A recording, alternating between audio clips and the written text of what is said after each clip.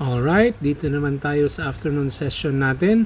This time, itatanim natin yung mga propagules na nakuha natin kaninang umaga and hopefully it will be able to fit into this plot. So nawa we'll be able to do it. So natapos na natin magbungkal. Actually yung buho natin is just 4 to 5 inches deep. Yung spacing natin is around 4.5 to 0.6 meter along the rows and along the width. Sige, taniman na natin.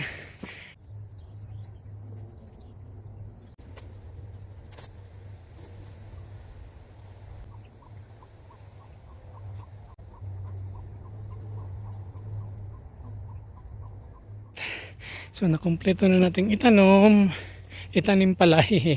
So total of 44 ka seedlings na itanim, meron pang 8 natira. So we have 52 holes in this plot. That's it for today. Grabe na. Sige, bye-bye. Bye-bye, bye-bye.